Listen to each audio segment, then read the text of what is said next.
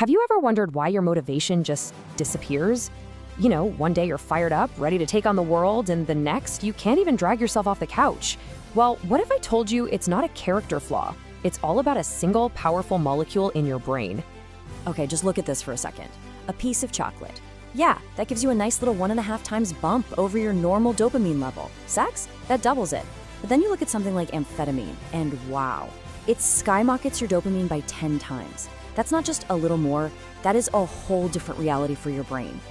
So what's the deal here? I mean, these things seem like they're from completely different worlds, right? But believe it or not, inside your brain, they are all pushing the exact same button. And that button, that universal currency for what your brain pays attention to, is dopamine. Now, this is the part almost everyone gets wrong. You've probably heard dopamine called the pleasure molecule, but that's not really accurate. Think of it more as the molecule of motivation.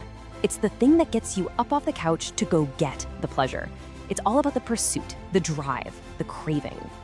So if dopamine is the engine of motivation, why does it feel like we're always running out of gas? Well, it's all because of this intense and honestly kind of brutal cycle happening inside our heads. Let's break it down. All right, imagine on any given day, your brain keeps a steady, level amount of dopamine flowing. This is your baseline. It's your normal mood, your default level of get up and go. And then you do something enjoyable. You eat that piece of cake, you get a ton of likes on a post, you finish a big project at work, and boom, you get this sharp, awesome peak in dopamine. You feel fantastic, driven, on top of the world. But here's the catch, and it's a big one. For every peak, there's an equal and opposite crash. Your brain, in its effort to find balance, doesn't just bring you back to normal. Oh no, it sends you plunging below your baseline. That feeling of being totally unmotivated, kind of blah, or even a little sad after a huge success, yeah, that's the crash. And this is why it's such a trap. As neuroscientist Andrew Huberman puts it, your whole perception of life is relative. If you've just been way up high on a dopamine peak, your normal, everyday life suddenly feels boring and flat because your brain is now sitting in a dopamine ditch. You want to see how easily we can kill our own motivation? Check out this classic study. They took a bunch of kids who absolutely love to draw. They do it for hours, just for fun.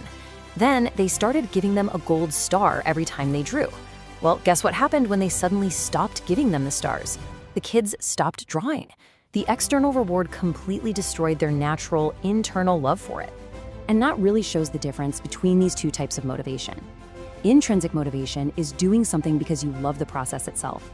Extrinsic is doing it just to get the prize at the end. One builds sustainable drive, and the other, well, it just keeps you on that peak and crash roller coaster.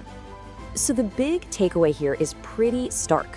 When you constantly attach a reward to something, you're literally training your brain to believe that the effort, the work itself, is worthless. It's just an annoying obstacle to get to the good stuff. Okay, so that's the problem. It sounds kind of bleak, right?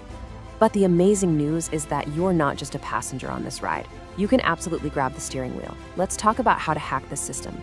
So there are some incredible science-backed tools we can use to manage our dopamine for the long haul. I'm talking things like cold exposure, specific types of caffeine like yerba mate, and even real quality time with people. But let's start with one of the most powerful and maybe surprising tools out there. 2.5 times. Just let that number sink in. What on earth could give you a dopamine increase like that, but in a way that's actually healthy and lasts? Believe it or not, the answer is cold water. That's right, getting into cold water, like a cold shower or a plunge, has been shown to boost your dopamine levels by 2.5 times. And here's the game-changing part. It's not a sharp spike. It's a slow, steady, sustained rise that can last for hours, actually lifting your entire baseline and leaving you feeling focused and in a better mood all day with no crash. But as powerful as those tools are, they're only half the battle.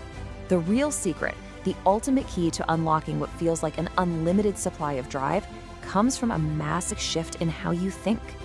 Here it is. If you take away only one thing, make it this. You have to stop chasing the dopamine hit after you do the hard work. And you have to stop trying to pump yourself up before you do it. The goal is to learn how to get the dopamine release from the effort itself. And what's so amazing is that we humans can actually do this consciously. Because our dopamine system is wired into our thinking brain, our forebrain, we can literally talk to it. We can tell ourselves, this struggle, this friction, This is the reward. This is what I'm here for. So how do you actually do it? Well, it's simple, but it's not easy. Pick something hard you've been putting off. And when you're in the thick of it, when it feels awful and you want to quit, that's the moment. You have to lean in and tell yourself, yes, this feeling. This is what winning feels like. And if you practice this over and over, your brain literally starts to change. It learns to associate the struggle itself with the reward. And when you get this right, you're not just using willpower anymore. You are building a brand new biological circuit in your brain. You are creating a system that actually craves challenge, a system that gives you access to a near infinite well of motivation. So I'll just leave you with this one question. Today, when you face something difficult, a tough workout, a frustrating project, a hard conversation, where are you going to choose to find your reward? In the cheap prize at the finish line, or in the deep, powerful satisfaction of the effort itself? The choice is yours.